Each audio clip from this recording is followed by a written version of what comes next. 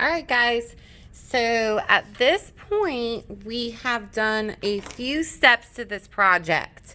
The first step was creating all these different Zentangle designs. So you can see that I have 7 pretty well done Zentangle designs from that slide that I showed you in a prior class. Well, now we need to figure out how we can mix our Zentangle designs with our final drawing. So this is my final drawing.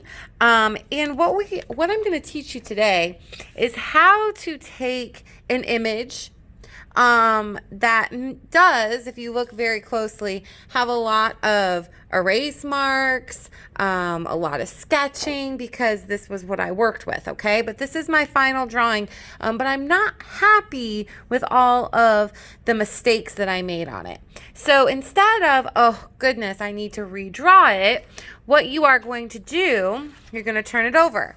And you see how I took my pencil and I went over all of the back of where my bird is with my pencil, okay? So you're going to go ahead and you're going to do that. Now, for all the video purposes, I definitely am not going to sit here and make you watch me do this. I already did it. But you just take the side of your pencil and you rub it against the back of your paper, okay? Then you take your fresh vinyl copy paper, and you want this to be nice, thick paper. It's the white thick paper. And you are going to place it down on your paper where you want it. And then all you do is neatly trace over all your lines. Now you can see that my bird is quite dark because I have actually done this quite a few times.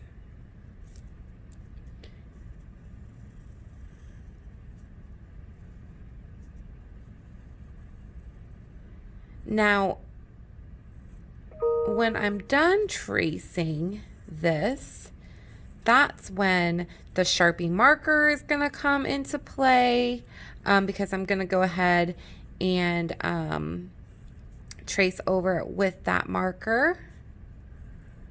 Make sure you're getting every line. If you leave a line out, it's no big deal. You can just add it in yourself. But I do love this technique. I use this technique personally quite often, especially when I come up with a stellar design and I want to be able to use it in multiple places. It's just a little trick, and it's like magic, and it's pretty fun. Now you can buy paper. I don't know if I got that line or not. Now you can buy paper that'll do the same thing, that you can place in between 2 pieces of paper, but it's kind of expensive, and if you can do this, why not? So then you can see that my bird has been transferred over. I just have a few little places of erasing onto my fresh paper. If you don't have Sharpies, you're going to need one. You go ahead, you trace over your bird or whatever animal you have chosen.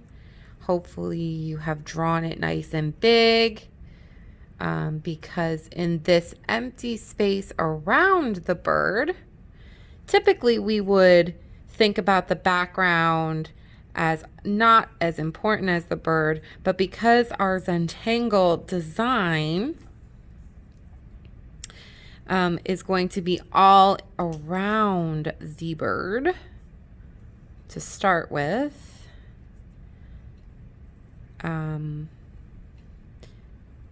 we need to make sure it's outlined.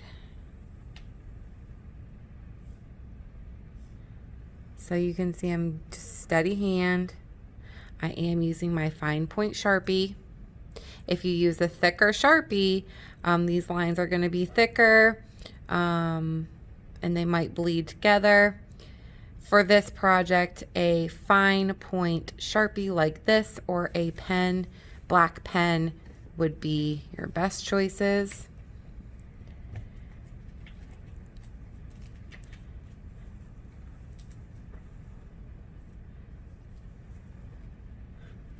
Okay.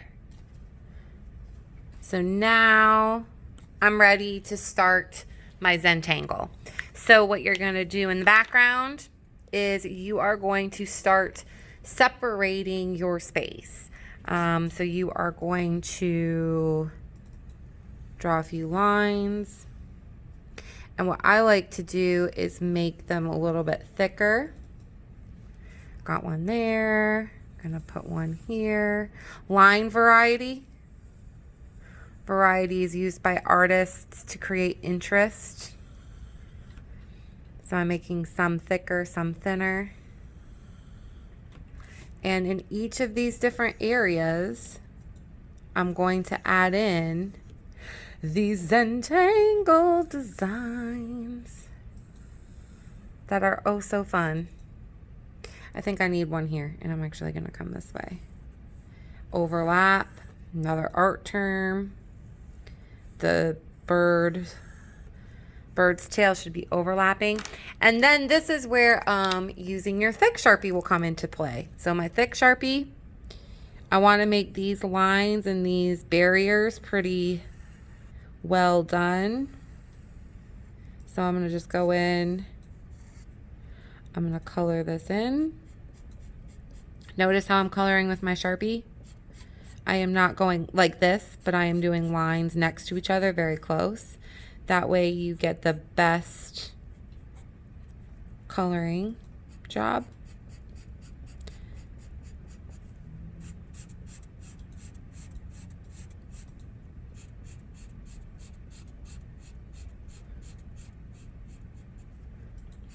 And I'm basically going to do this all around my bird. And I'm actually going to pause the video so that you're not just watching me color, because I'm sure that's boring you to death. And I will be back in just a moment. All right, I'm back. I have now colored in all of these different lines around my bird. It's looking really cool. Again, I have said this to you multiple times that each assignment needs to be done because it builds, right? Like we're building an artwork. So now I have practiced all these designs, and I am going to start thinking about where I can add them into these different spaces. So I'm actually looking at this space and thinking that perhaps maybe I can put this design here. So if I go back to my memory of doing this, I start off with some wavy lines. Again, that's why we did the abstract artwork with the videos. Thinking about lines and shapes. That was really just to start getting us back into the art groove. So I'm just going to draw my wavy lines, right? Starting here. Then I remembered I did this. Now you can go back to that slide in Canvas. That's what it's there for, that instructional slide that had all these different examples. I encourage you to, if you don't remember, or perhaps if you decided to skip that assignment. If you skipped it, you're going to need to go back and definitely find it.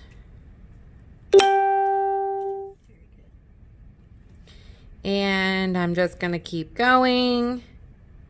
Again, everything builds. It's like magic, remember? And I'm not going to sit here and bore you by doing this whole design because I do want you to have time to do your own work. But it is very important for you to get started so that you can finish.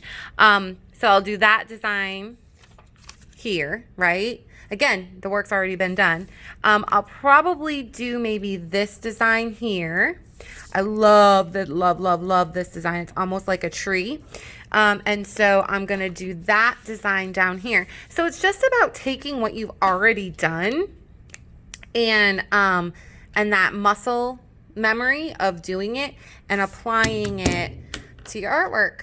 Alrighty, that's it. Have fun meditating and doing Zentangle.